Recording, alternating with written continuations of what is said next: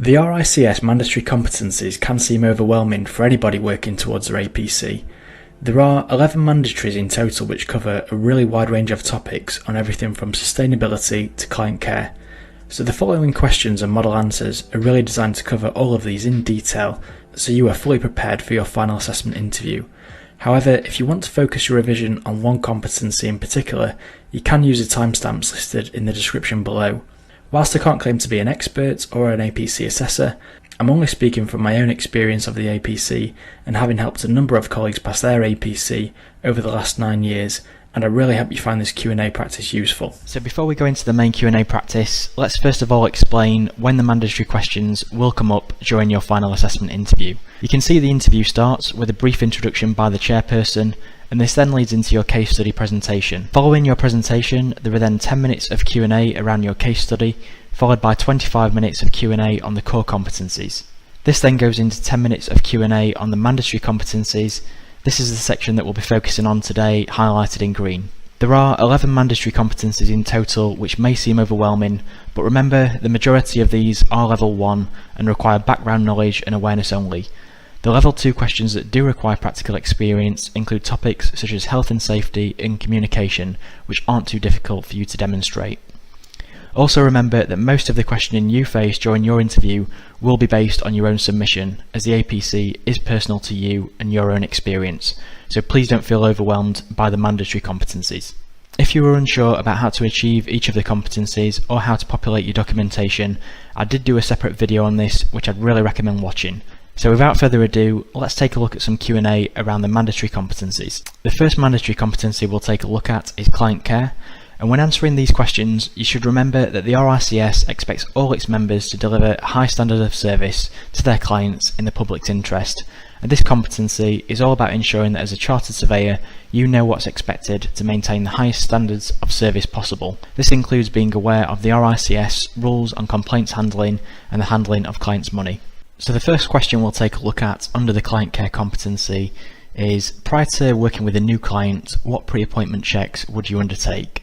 And to address this, we can say that firstly, we would ensure that we were sufficiently knowledgeable, skilled and competent to carry out the work required. We would also check for conflicts of interest in line with the RICS professional guidance on conflicts of interest. We would undertake anti-money laundering checks in line with the Anti-Money Laundering Directive and RICS professional statement. We could also ensure that we had sufficient professional indemnity insurance cover in place prior to the instruction being undertaken. And finally, we could say that on receipt of a verbal instruction, we would look to formalise the engagement in writing with issuing and signing off on written terms of engagement. The next question we'll take a look at is, when setting up a new practice, what procedures would you put in place to ensure that good client care was being provided? And to address this, we can say that processes for formalising terms of engagement and clear communication lines with the client would be put in place, including confirming timescales, resourcing adjustments, and obtaining any information required from the client. We could also say that we would set up procedures for obtaining regular client feedback and ensuring that this is acted upon, for example by holding monthly client performance reviews.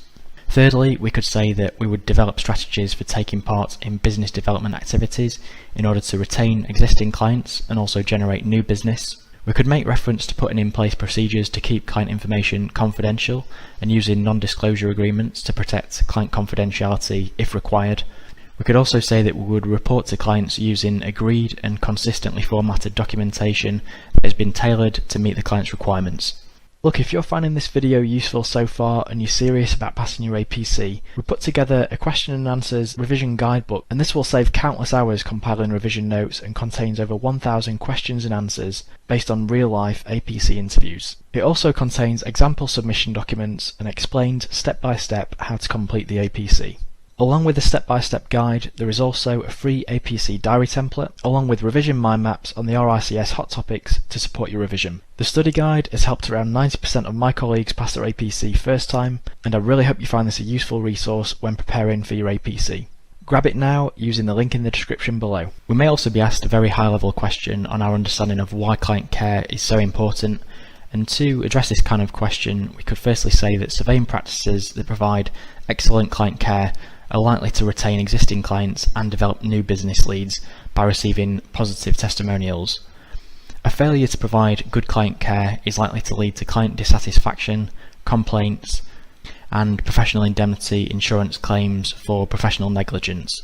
Formal complaints and insurance claims can be costly and can result in a stressful working environment, reduce staff performance, and also be very time consuming. Complaints and claims should be avoided with diligence, manageable workloads, and resource planning with well-developed procedures for obtaining and acting on client feedback. The next question we'll take a look at is a scenario-based question on how we would act on receipt of a formal written complaint from the client. And to address this, we could say that firstly, we would look to arrange a call with the client as soon as possible to notify them that we have received the complaint and are working to rectify the issues they are experiencing. We would also need to issue a copy of the firm's complaints handling procedure for reference. And following this, we would then report the complaint with all relevant details to the senior appointed person or designated complaints handler. We would also need to be very careful to notify our professional indemnity insurers in line with our policy requirements as soon as possible. And to follow up on rectifying the complaint, we could say that we would arrange a meeting with the client to take on board their feedback and address any areas of concern by introducing appropriate procedures if required. If we were unable to resolve the complaint, this would then need to be referred to the RICS independent redress mechanism. The next question we'll take a look at is a very high-level question on our understanding of what a complaint is and why this is a very serious area for surveyors. And to address this, we can say that a complaint is a statement that a situation is unsatisfactory or unacceptable to the client. Complaints can either be made formally, in writing, or verbally. And one of the reasons why it's so important to take complaints seriously is that the RICS requires these to be handled in line with their complaints handling procedure. Practices also have an obligation to notify professional indemnity insurers, and in the worst case, complaints can result in a loss of clients, reputational damage, and professional indemnity insurance claims. So obviously this is a very serious topic area for surveyors. We may also receive another high-level question on our understanding of the term duty of care. And to address this, we can say that a duty of care is to ensure that another party does not suffer harm or loss that can arise as a result of a breach of contractual obligations or tort of negligence. General forms of appointment will include contractual duties to perform services with reasonable skill and care that is of a standard expected of a reasonably competent professional. However, if the appointment is made on the basis of specialist capabilities, then the duty of care expected would be to the standard of a competent specialist rather than a general practitioner operating in that field. In the absence of any contractual obligations, tort of negligence can be applied, which relies on the courts applying relevant aspects of common law to determine the duty of care that is owed. We may also be asked another high-level question on our understanding of the difference between clients and customers. And to address this, we can say that customers are best defined as an individual who is purchasing goods and services from a company. They are typically one-time transactions, whereas a client refers to a person who looks for professional service from the business.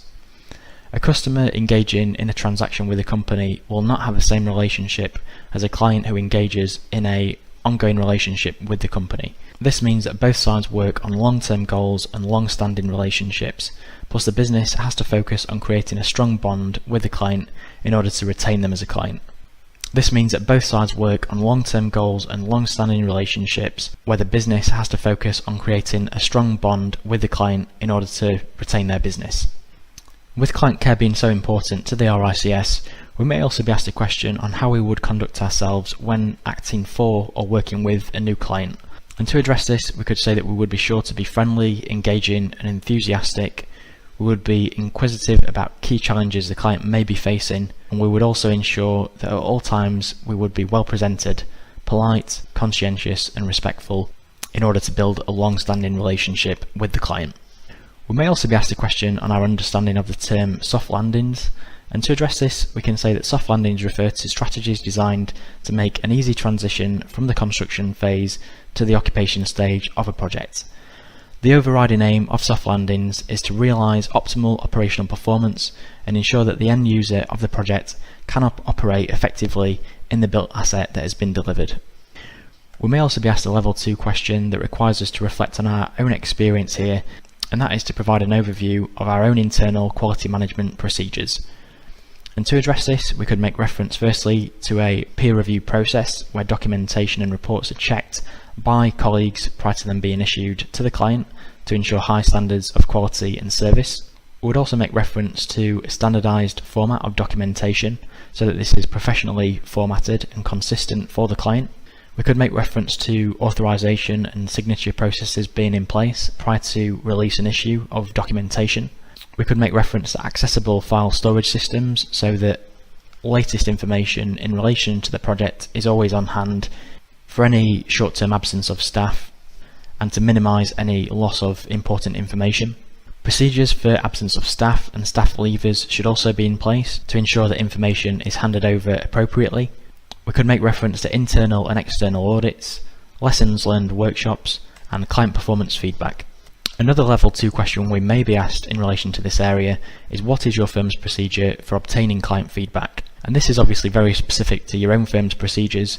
However, you could reference things such as client performance reviews undertaken every 3 months and at key project milestones, the use of key performance indicators, regular day-to-day informal communication with the client, and also holding lessons learned workshops at completion of the scheme or again at key milestones within the project.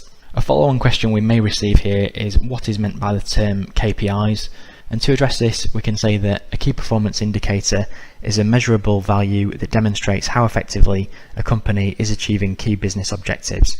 Organisations use KPIs at multiple levels to evaluate their success at reaching targets, and high-level KPIs may focus on the overall performance of the business, while low-level KPIs may focus on processes in departments such as sales, marketing and HR. We may also be asked a question on our understanding of the term client money, and to address this we could say that client money refers to money of any currency, whether in the form of cash, cheques, draft or electronic transfers. We could also say that this is where money is received on behalf of another person or another company that is not immediately due or payable, and client money excludes fees paid in advance for professional work. Another question you may be asked is what issues would a company experience with a high staff turnover? And to address this, we could refer to increased recruitment costs, increased training costs, inconsistent production and performance, poor staff morale, lower customer satisfaction and reputational damage, a loss of customers and therefore repeat business, higher operating expenditure, and reduced profitability. You may also be asked a question on your knowledge of fee-earning members of staff versus non-fee earners. And to address this, we can say that examples of fee earners would be staff members such as quantity surveyors, architects, project managers, building surveyors, valuers, and commercial real estate consultants, whereas non-fee earners would include administration support staff, business development managers, and IT support staff. We may also be asked a question on our understanding of the term investment appraisal, and to address this we can say that an investment appraisal is used to determine whether a business or project would generate the required levels of return and be considered financially viable. The investment appraisal would typically consider the rate of return, the payback period, and the net present value. Another common question we may be asked is what components would you identify within a business plan? And to address this we could first of all reference the executive summary, the marketing strategy, vision and mission statements, products and services, reference to the management team and organisational structure, any financial forecasts, responsibilities and targets, and a SWOT analysis and pest analysis. A follow-on question we may be asked in relation to the business plan is how a business plan can help a company remain profitable. And to address this, we can say that the business plan will assist with securing new funding and investment. It's there to grow existing client. It can also result in growth of existing client base and project pipelines. It can highlight key business objectives, assist with responding to change. It can also result in growth of market share, support accurate forecasting and budgeting, and also allow for resource planning. Another question we may be asked under business planning is what is a business model? And to address this, we can say that a business model is a strategy implemented by an organisation to generate revenue and make a profit from its operations. The business model may detail the following components: for example, the products or services being offered to the client base, the business niche or sector being operated in, any target clients and customers, and the route to market entry, including costs associated with bringing the product or service to the target market. And another follow-on question we may be asked is what is meant by the term business strategy? And to address this, we can say that a business strategy outlines the actions and decisions a company plans to take to reach its business goals and objectives. The strategy will often guide top-level executives as well as departments on what activities should and should not be undertaken in order to execute the business goals and objectives. The next competency we'll take a look at is accounting principles and procedures. And the first question we'll take a look at under this competency is please explain your understanding of the term tax depreciation.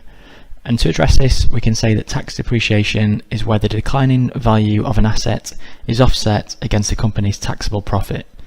The depreciation in value can be recorded as an expense in order to reduce the amount of taxable income. This can be applied on things such as plant, tools, vehicles, computers, furniture and buildings.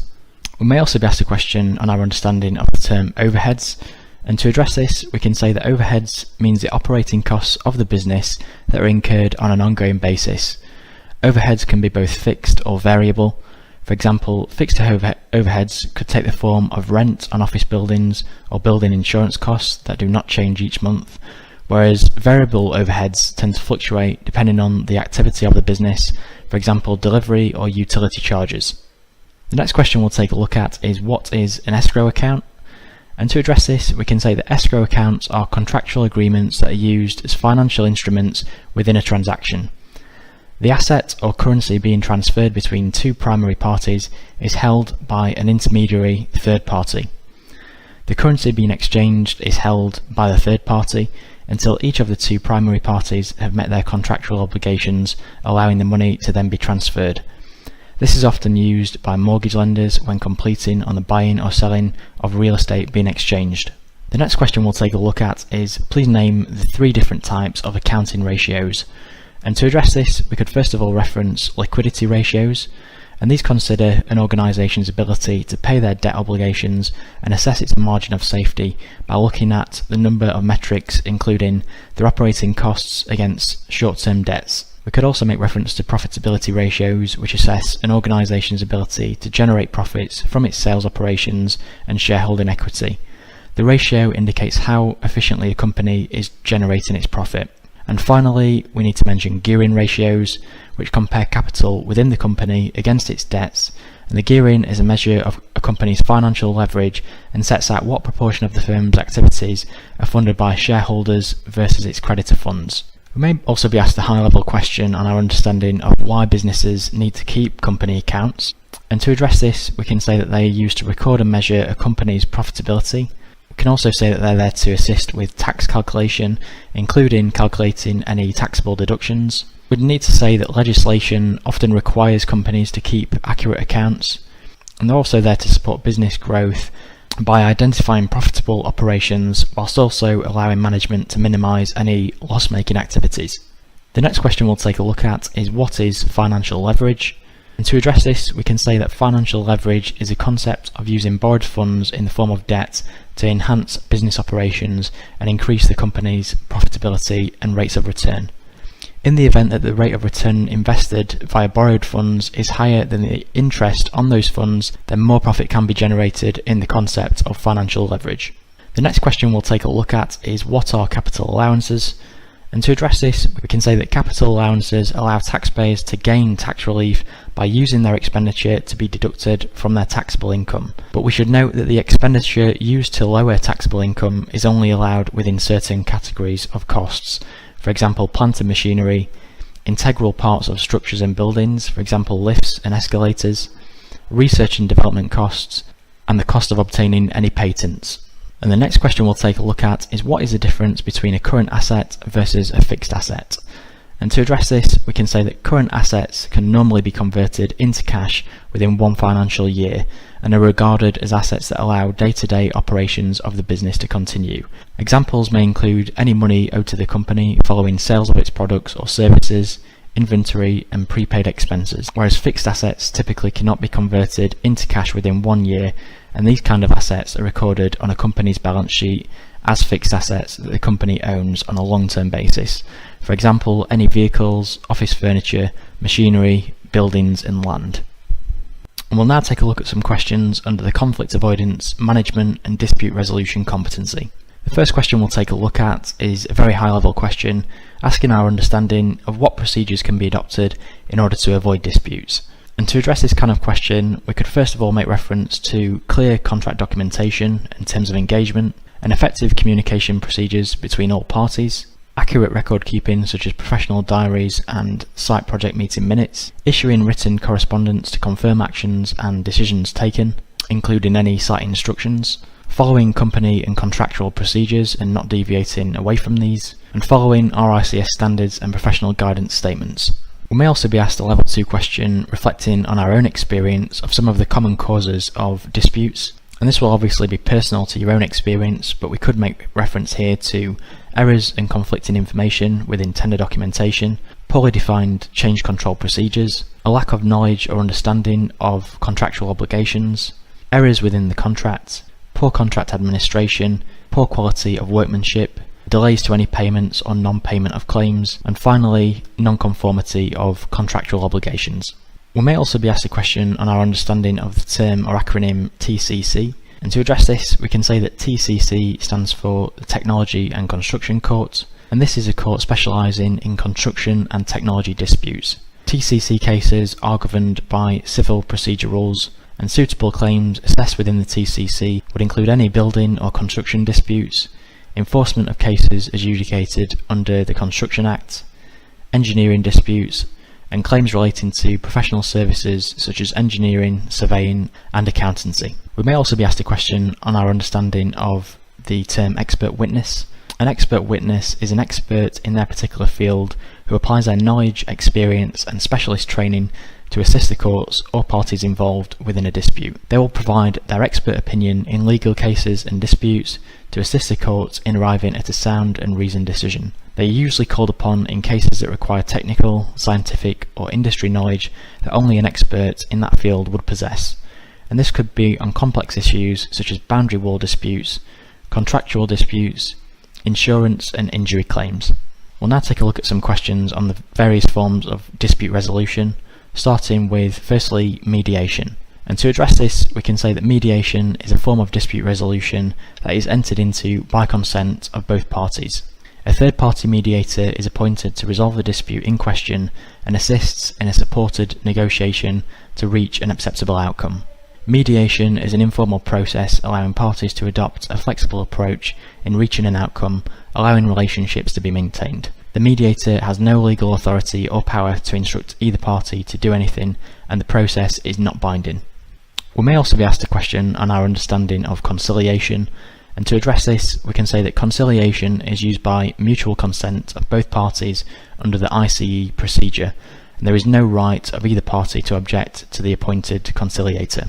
The process adopted is very similar to mediation in a supported style of negotiation. The main difference here is that in the event negotiations break down, the conciliator will prepare a recommendation setting out how the dispute should be resolved. If neither party objects to the recommendation within 1 month of the ruling, then this becomes the final and binding decision.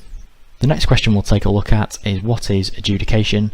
And to address this, we can say that adjudication is a statutory procedure provided by a third-party independent adjudicator who is selected by the parties in dispute. The parties can select the expert or highlight characteristics that they need to offer, and the appointed expert can act in a investigative manner. There are no legal submissions or examinations of evidence, and adjudication is often less expensive than litigation and arbitration procedures. The outcome issued by the expert is not supported by statute, with the expert's powers limited to the confines of the contract. The expert outcome must be enforced by court proceedings if appealed. We'll now take a look at some questions under the communication and negotiation competency, and the first question we'll take a look at is a very high level question, and that is, can you please define what communication is? And to address this, we can simply say that this is the imparting or exchanging of information by either speaking, writing, or using some other medium. We may also be asked a question on our views on the form of email communication, and to address this we can say that we always need to take great care when sending emails. It's very easy to release sensitive information to incorrect parties, and we need to take extra care to double check the recipients prior to issue. We can also say that even though emails appear to be less formal than written letters, they can still have the ability to create contracts and form written instructions. The next question we'll take a look at is another very high level question, checking our understanding of the term negotiation. And to address this, we can say that negotiations are discussions which are held to reach a compromise or agreement. Parties, through an informal or facilitated negotiation process, can agree to settle a dispute. Concessions and non-negotiable items of each party are discussed, and negotiations can be finalised either in line-by-line detail or at a high level. The next question we'll take a look at is what would you do following a negotiation meeting where a verbal agreement was made? And to address this, we would need to say that we would look to formalise the verbal agreement as soon as possible. This would be achieved through issue of written correspondence setting out what was discussed and agreed at the meeting. Within the written communication, we would request that the other party confirm agreement by written reply, and if confirmation was not received, we would need to follow up with a verbal call reminding the other party that confirmation in writing is still required. The next question we'll take a look at is dependent on your own experience and views, and that is, in your view, what makes a successful negotiation? And some ideas that we could use to address this kind of question could be that we would ensure good preparation and discussion prior to the meeting with the client about the concessions and non-negotiable items. Good record keeping and presentation of written instructions, costed breakdowns that have been received and recorded during the project can also be presented. The meeting should be held in a calm environment where both parties are given the opportunity to speak without interruption. We could also utilise the use of regular comfort breaks and time to review discussions in private with the client, particularly in heated or more sensitive parts of the discussions. Following the agreements made within the meeting, we would need to formalise these in writing as soon as possible in order to avoid any confusion around what has been agreed. We'll now take a look at some questions under the sustainability competency. And the first question we'll take a look at is what is COP26? And to address this, candidates can advise that COP26 is the most recent annual UN climate change conference. The COP stands for Conference of the Parties, and the summit was attended by the countries that signed the United Nations Framework Convention on Climate Change, which is a treaty that came into force in 1994. The two-week meeting was seen as a critical moment for commitments and action after they had failed to raise previous funding targets. A follow-on question candidates may receive is what was agreed at COP26. And candidates could advise that at a first time at a COP meeting, there was an explicit plan to reduce the use of coal, which is responsible for 40% of annual CO2 emissions. There was a commitment to phase down rather than phase out coal after a late intervention by China and India. And the agreement pledged to significantly increase money to help developing countries cope with the effects of climate change and make the switch to clean energy. There was also the prospect of a $1 trillion a year fund from 2025 onwards, after a previous pledge for richer countries to provide $100 billion in funding was missed by the year 2020. Another question candidates may receive is how does COP relate to the Paris Agreement? And to address this, candidates could mention that at COP21, the meeting in Paris in 2015, the Paris Agreement was formed. During the COP meeting, the parties agreed to pursue efforts to prevent temperatures rising more than 1.5 degrees Celsius above pre-industrial levels in order to avoid the dangerous impacts of global warming. The following Conference of the Parties meetings discuss how each nation is progressing against the original Paris Agreement targets. The next question we'll take a look at is, are you aware of any impending changes to minimum energy efficiency standards? And to address this, UK candidates could advise that the government has recently proposed changes to the EPC requirements for commercial property and buy-to-let properties, which are due to take effect from 2025. Currently, the minimum required energy efficiency rating for domestic rental property requires a rating of E. However, this is expected to increase to a C rating or above from 2025. The next question we'll take a look at is, can you please explain your understanding of the term green mortgages? And to address this, candidates can advise that a green mortgage rewards somebody for buying or owning an energy efficient home by offering favourable terms than as standard. And this typically results in lower interest rates or receiving cash back when you take out the mortgage. This next question now tests a candidate's understanding of the term urban greening factor. And to address this, a candidate could advise that the urban greening factor is a tool that evaluates and measures the amount of urban greening or vegetation cover and planting around buildings, and this aids appropriate planning of greening on future developments.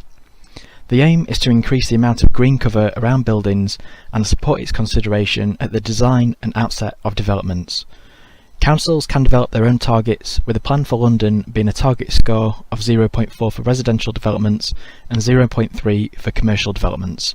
What are the most common environmental issues experienced on construction sites? And to address this, we could first of all make reference to the risk of land degradation, and usually large projects entail extensive land disturbance, which makes the soil vulnerable to erosion, and soil removed may become airborne and create dust problems, or be carried into natural waterways. There is also a great risk to flora and fauna, where the biological environment includes various species of animals and plant life and their habitats, and these can be severely damaged by construction activities. We could also make reference to the risks of water pollution, air pollution, land contamination, noise and vibrations, high energy usage and emissions of CO2, high wastage production into landfill, and also the release of dangerous gases and materials. The next question we'll take a look at is what regulations and codes of practice are you aware of that affect sustainability within construction? To address this, we could make reference to the Agricultural Land Act, the Building Act, which enforces the building regulations, the Clean Air Act, which gives local authorities power to control air pollution, the Climate Change Act, which is a legally binding commitment to cut emissions and greenhouse gases, the Energy Act, where it's now unlawful to rent out residential or business premises that do not reach a minimum energy efficiency standard, the Environmental Protection Act, which sets out regulations regarding the controlled disposal of household, industrial and commercial waste, the Flood and Water Management Act, and the Wildlife and Countryside Act. We may also be asked a question on what procedures our own firm implements in order to promote sustainability, and to address this will obviously be specific to your own company, but we could make reference to recycling of cardboard, paper and plastics, the use of energy efficient lighting systems, for example motion sensors, the use of energy efficient equipment, for example LED lamps and energy efficient monitors, the use of electric company vehicles, cycle to work schemes, reducing printing by using cloud-based systems, charitable contributions to tree planting and environmental programs, and the sign up to green initiatives and codes of practice, for example using office space with high APC and BREEAM ratings. The next question we'll take a look at is checking our understanding of the Paris Agreement, and to address this we can say that the Paris Agreement is a legally binding international treaty concerning climate change. It was adopted by nearly every nation and came into effect in 2016. The goal of the Paris Agreement is to limit global warming to well below 2 degrees Celsius, whilst targeting levels below 1.5 degrees Celsius when compared to pre-industrial levels. The agreement commits all major emitting countries to cut their climate pollution, and it also creates a framework for the transparent monitoring and reporting of each individual country's progress. The next question we'll take a look at is checking our understanding of sustainable building methods that are available. And to address this, we could make reference to use of recycled materials such as reclaimed timber, recycled tiles and plastics, the use of ground source heat pumps and air source heat pumps, the use of solar panels, wind turbines, solar shading to prevent solar gain, rainwater harvesting, green roofs, and automated building systems, for example lighting sensors. The next question we'll take a look at is checking our understanding of the term green roofs. To address this, we can say that a green roof is a roof covering that is partially or completely covered with vegetation that is placed over a waterproof membrane. Additional layers such as drainage layers, irrigation systems, or root barriers may also be placed over the membrane, and rooftop ponds are an alternative form of green roof which are used to treat grey water. The vegetation, soil, drainage layers, root barriers and irrigation systems are typically the key components of a green roof. Advantages of green roofs are that they absorb rainwater, provide extra insulation, increase biodiversity by providing habitats for wildlife, and are also aesthetically pleasing whilst lowering urban air temperatures. The next question we'll take a look at is what are photovoltaics and how do they work? And to address this, we can say that photovoltaics allow the conversion of sunlight into electricity. Sunlight contains energy known as photons, and when photons hit solar modules within the solar panel, they cause electrons to flow through the bottom layer. The movement of electrons generates electricity that flows to an inverter, and the inverter converts DC electricity into AC that is then used to power the building. The next question is testing our understanding of the term soakaways and how they work, and to address this we can say that soakaways offer a means of surface water drainage attenuation. They consist of large holes or pits that receive surface water from a drainage pipe, and the soakaway allows the collected surface water to gradually infiltrate through the soil. The next question we'll take a look at is testing our understanding of the term carbon neutral, and to address this we can say that carbon neutrality is to have a balance between the carbon emitted and the carbon absorbed from the atmosphere in carbon sinks. This is an important measure of the impact that businesses and projects have on their environment and global warming. And to date, no artificial carbon sinks are able to remove carbon from the atmosphere at the levels required to offset global warming. The next question we'll take a look at is checking our understanding of the term solar gain. And to address this, we can say that solar gain is a name given to the increase in temperature within a space, object or structure due to solar radiation. A building can retain this solar gain by having high thermal mass, or it can avoid it by using reflective materials and insulation. We may also be asked a follow-on question to this, checking our understanding of how solar gain can be managed within buildings. And to address this, we can say that we would limit the size and area of openings such as doors and windows. We could use solar shading or orientating doors and windows away from direct sunlight, and use reflective materials on the glass and building fabric. We could also use insulating walls and roof spaces to prevent indirect solar gains into the building. The next question we'll take a look at is how does a ground source heat pump work? And to address this, we can say that heat from the ground is absorbed at low temperature into a fluid inside of a loop or pipe buried underground.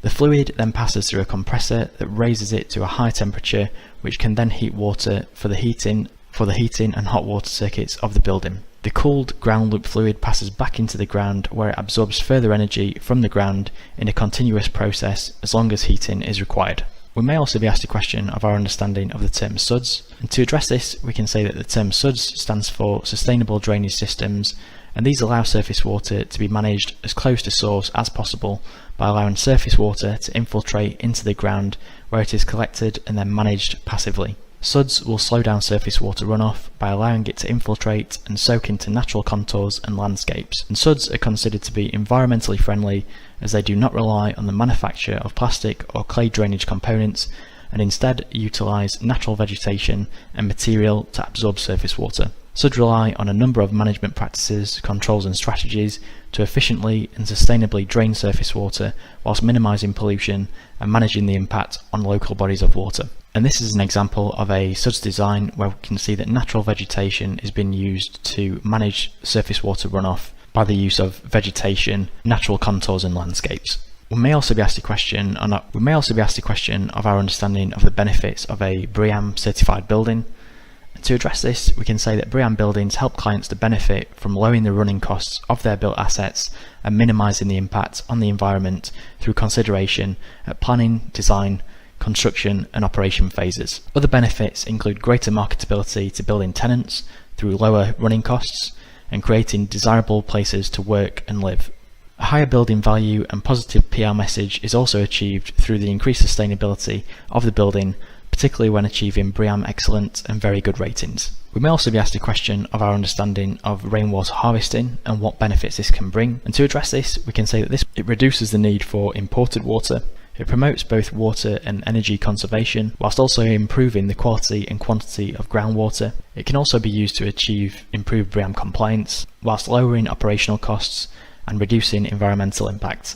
We may also be asked a question of our understanding of the term EPC, and to address this we can say that this stands for Energy Performance Certificates, which were introduced in 2007 and are now a legal requirement for a building to be sold, let or constructed, and once obtained an EPC is valid for 10 years. The most efficient built assets typically have the lowest fuel bills and are in Band A. EPCs are rated on a scale of A to G. The energy efficiency of a built asset along with potential improvements are listed, and the EPC will also show the amount of CO2 emissions produced by the property in tonnes and will also advise on the amount that this could be reduced by. We may also be asked a question of our understanding of the sustainable initiatives being undertaken by the RICS, and to address this we could firstly make reference to SKA ratings, which encourage green codes of practice for commercial properties. More recently we can refer to the fact that the RICS have now launched the Value the Planet campaign and committed to forming a climate change expert panel in order to implement the UN's Sustainable Development Goals.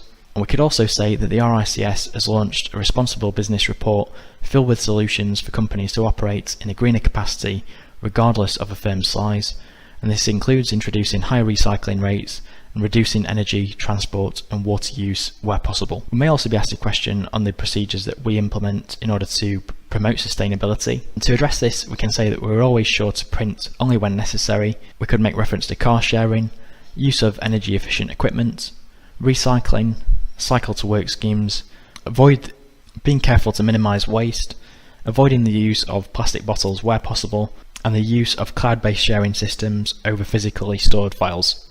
We'll now take a look at some Q&A under the data management competency, and the first question we'll take a look at is, what are the benefits of cloud-based storage systems? And to address this question, we could firstly say that information is backed up securely on encrypted servers, and accessibility of information can be managed via online settings seamlessly between each member of the team, and cloud systems are often cheaper than the cost of physically storing and managing files, and it's also convenient to send and share files online instead of mailing physical copies. Cloud systems are more environmentally friendly, and multiple users can access the same documentation. Documents and folder systems can also be synchronized, allowing multiple people to work on the same documents seamlessly. The next question we'll take a look at is testing our understanding of the term non-disclosure agreement. And to address this, we can say that non-disclosure agreements are used to protect against the disclosure or sharing of any confidential data. Prior to the confidential data being shared with the recipient, clients will typically request that the recipient signs up to an NDA or non-disclosure agreement. They're often used when confidential, sensitive, innovative, or intellectual property information is being shared to prevent this information being used by competitors. The next question we'll take a look at again centres around confidentiality of client data, and this is, if two separate departments within your firm were working for two rival companies, how would you ensure that client sensitive data was managed? And to address this, we can firstly say that we would make the client aware of the risks associated and how this was proposed to be managed within the firm to ensure that they were happy with this. We would make them aware and check their understanding of the conflict of interest. We would also need to seek a letter of instruction to continue before continuing to act on their behalf. Some of the procedures we could put in place to negate any sensitive information being shared between the teams would include exclusivity of staff, the use of non-disclosure agreements, single communication lines going back into the client, separate working locations between both teams, and the use of secure document storage systems. The next question we'll take a look at is checking our understanding of the key persons outlined within GDPR. And firstly, we would need to reference the controller. And the controller is a natural person or legal entity that determines the purposes and means of processing of personal data. For example, when processing an employee's personal data, the employer is considered to be the controller of the information. We could also make reference to the processor, and this is the natural person or legal entity that processes personal data on behalf of the controller. For example, a call centre acting on behalf of its client would be considered to be a processor. We could also make reference to the DPO or Data Protection Officer, and the Data Protection Officer is a leadership role required by EU under GDPR, and this role exists within companies that process the personal data of EU citizens. The DPO is responsible for overseeing the data protection approach, strategy, and its implementation. The next question we'll take a look at is, what are the 8 individual rights under GDPR? And these include firstly the right to be informed, where all organisations must be completely transparent in how they are using personal data. The right of access, where individuals will have the right to know exactly what information is held about them and how it is being processed. The right to rectification, and the right to erasure, which is also known as the right to be forgotten, and this refers to an individual's rights to have their personal data deleted or removed without the need for a specific reason. The right to restrict processing, the right to data portability, which allows individuals to retain and reuse their personal data for their own purpose, the right to object, and the rights of automated decision making and profiling. And finally, we may also be asked a question on our understanding on the procedures that companies can put in place in order to achieve GDPR compliance. And to address this, we could first of all say that we would raise awareness across the business, we would audit all personal data, update our privacy notice, review procedures supporting individuals' rights, identify and document companies' legal basis for processing personal data under GDPR. We'd also need to review how we seek, obtain and record consent. We'll now take a look at the diversity, inclusion and teamworking competency. And the first question we'll take a look at under this competency is testing our understanding of the term workplace diversity. And to address this, we can say that diversity in the workplace relates to the acceptance and inclusion of employees from all backgrounds. We could also say that ensuring diversity in the workplace is an important asset of an organisation, as it acknowledges the individual strengths of each employee and the potential they bring to the business. We may also be asked a follow-on question to this, checking our understanding of the advantages of a diverse team. And to address this, we can firstly reference increased productivity, where a diversity of talent will result in a broader range of skills amongst the team and result in increased productivity. We could also reference increased creativity, where differing skill sets and perspectives within the team will increase the chance of generating solutions to workplace problems. Improved cultural awareness, where a diverse range of cultures within the workplace allows companies to operate more effectively within a global market. For example, having access to an employee who speaks Mandarin will be a great asset for a company operating in China. We could also say that this adds to a company's positive reputation, and companies that have a diverse workplace are often perceived as better employers. Potential employees want an employer who accepts and is tolerant of all backgrounds and who treats their employees fairly.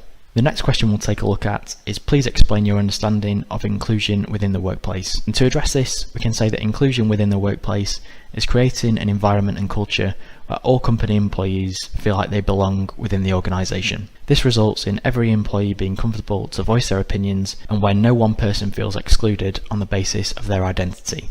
Another question we may be asked under this competency is what is the term unconscious bias? And to address this, we can say that unconscious bias refers to the associations and assumptions that a person may have about somebody solely because of their race, gender, or disability. These judgments are made without conscious awareness, and these automatic assumptions and stereotypes are a major contributor to a lack of workplace diversity. We'll now take a look at some questions that fall under the health and safety competency.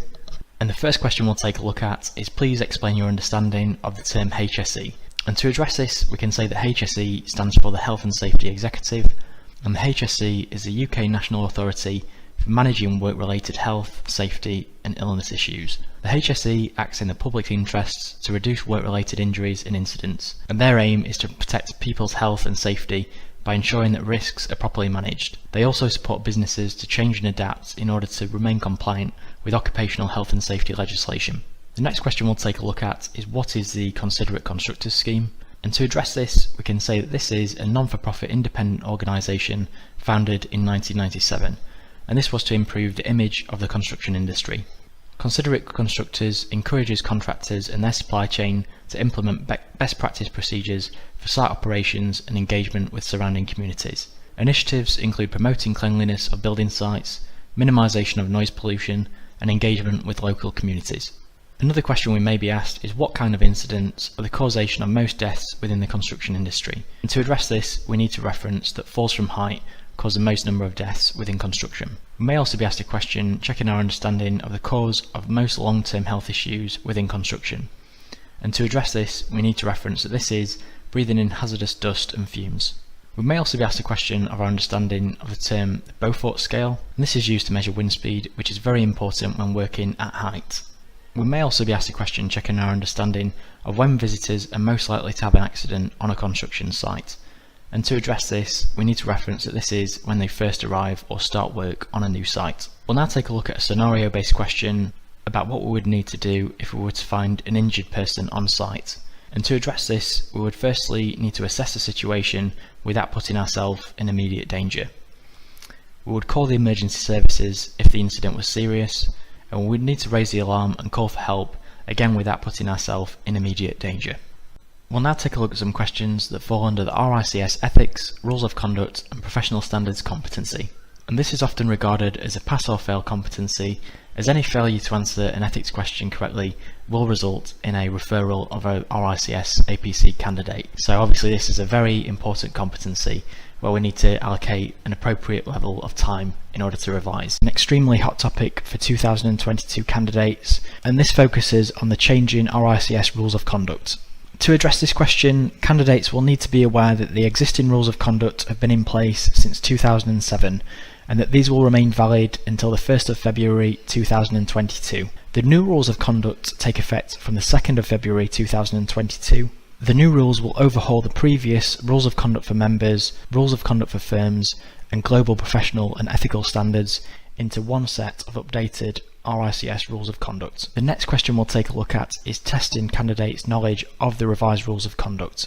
And to address this, candidates will need to reference rule number 1, where members and firms must be honest, act with integrity, and comply with their professional obligations, including obligations to the RICS. Rule number 2, where members and firms must maintain their professional competence and ensure that services are provided by competent individuals who have the necessary expertise. Rule number 3, where members and firms must provide good quality and diligent service. Rule number 4, where members and firms must treat others with respect and encourage diversity and inclusion. Rule number 5, where members and firms must act in the public interest and take responsibility for their actions and act to prevent harm and maintain public confidence in the profession. Is on receipt of a formal complaint from a client in writing, what would you need to do? And to address this, first of all, we can say that we would arrange a call with the client as soon as possible to notify them that you have received the complaint and are working to rectify the issues they are experiencing. We would also need to issue the client a copy of our firm's complaint handling procedure for reference, and we would also need to report the complaint with all relevant details to a senior person within the firm or designated complaints handler. We would then need to notify our firm's professional indemnity insurers in line with policy requirements. Following this, we would look to arrange a meeting with the client to take on board their feedback and address any areas of concern by introducing appropriate procedures if required. If we were unable to resolve the complaint, this would need to be referred to the RICS independent redress mechanism. The next question we'll take a look at is, if a client was prepared to pay you in advance for services that you were providing, how would you ensure this was dealt with? And to address this, we would firstly need to say that we would set up a separate client account which is properly named and clearly identifiable with the word client within the account name. We would need to provide the client with a statement of account and also inform and agree any drawdowns going forward. Prior to drawing monies, we would also need to send a statement of how much money is being drawn down and what services are associated with this. We would also need to send an updated statement of account, and once complete, we would show a final statement ensuring that everything is complete and transparent. The next question we'll take a look at is testing our understanding of the difference between ethics and integrity. And to address this, we would say that ethics are the moral values that affect a person's behaviour or the conducting of an activity, whereas integrity is a quality of being honest and having strong moral principles. The next question we'll take a look at is, how can professional practices look to encourage ethical environments with high standards of integrity? And to address this, we could firstly reference that we would set up confidential whistleblowing procedures, we would raise awareness and provide CPD on ethical matters, we would become an RICS accredited practice, and we would establish monitoring of ethical performance within the organisation. The next question we'll take a look at is, what are the CPD requirements for MRICS members? And to address this, we can say firstly that RICS members need to record 20 hours of CPD per year. We need to achieve a minimum of 10 hours formal CPD within this time, and we'd also need to record CPD relating to the RICS professional and ethical standards during a rolling 3-year period. The next question we'll take a look at is, please provide some examples of matters you may refer to when using the RICS decision tree in order to seek guidance. And to address this, we could say that the RICS decision tree can be used in matters relating to receiving of gifts in a professional capacity, equal opportunities, whistleblowing, copyright and ownership, any conflicts of interest, charitable donations, and attendance at hospitality events. Candidates may also receive further questioning on their understanding of the revised rules, and to address this, it's a good idea to download the RICS Revised Rules of Conduct for 2022, which details the example behaviours expected of surveyors. To address our understanding of rule number 1, we could reference to the interview panel that we have reviewed the example behaviours, and in adhering to rule number 1, members and firms should not allow themselves to be influenced improperly through the acceptance of work referrals, gifts or hospitality. Members and firms must also be sure to identify conflicts of interest and not provide services or advice where these conflicts of interest occur. This could be a scenario where you have reduced impartiality, for example being friends with a main contractor who has subsequently been selected to submit a tender would form a conflict of interest. To demonstrate our understanding of rule number 2, we would need to reference that members and firms must only act for clients where they have the necessary knowledge, skills and resources to carry out their work competently. Firms must supervise any employees or subcontractors undertaking work on their behalf, for example requesting that a junior surveyor undertakes a complex valuation due to resourcing issues would create problems in achieving compliance with this rule. Instead, an experienced and suitably qualified surveyor should be asked to undertake the valuation. Candidates may also receive a follow-on question checking their understanding of why the previous set of rules of conduct were revised. To address this, the candidate could advise that the previous rules had been in place since 2007, and that following research and consultation with RICS members, firms and members of the public, the majority of the working group voted in favour of replacing the existing rules of conduct and separate global professional and ethical standards. This was to provide a single document to enable greater clarity for RICS members and firms, with a greater focus on clearer example behaviours and understanding evolving technology and tackling climate change. Candidates may also be asked to explain their understanding of the changes. And again, to address this, we could reference that the RICS Rules of Conduct October 2021 Global Practice Statement will overhaul the previous separate documents. The previous set of documents being the RICS Rules of Conduct for members, Rules of Conduct for firms, and Global Professional and Ethical Standards. We can also say that Appendix A of the Rules of Conduct now contain the professional obligations of members and firms. The next question we'll take a look at is checking the candidate's understanding of the Levitt report. And to address this, the candidate would need to advise that the Levitt report was commissioned by the RICS following a Treasury management audit in 2018. And prior to the audit, the RICS had to extend its overdraft facility by around £3 million due to inaccurate cash flow forecasting. The Treasury management audit offered a no assurance verdict on RICS internal financial control procedures, and following this, the Levitt report was commissioned as an independent review.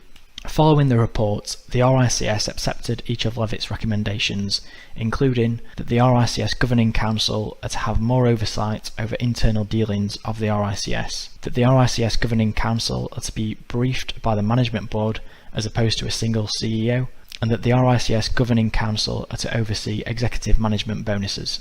The next question we'll take a look at is checking the candidate's understanding of the professional obligations of members. And to address this, candidates will need to advise that members must comply with the CPD requirements set by the RICS, which require 20 hours of CPD for each calendar year, 10 hours of which must be formal CPD. Members must cooperate with the RICS, and members must promptly provide all information reasonably requested by the Standards and Regulation Board, or those exercising delegated authority on their behalf. The next question we'll take a look at is checking the candidate's understanding of rule number 3. And to address this, the candidate could advise, as an RICS member or regulated firm, we must ensure to understand the client's project-specific requirements before acting on their behalf. The client's scope of services should be agreed, along with any exclusions and timescales for achieving each of the deliverables before signing up to formal terms of engagement.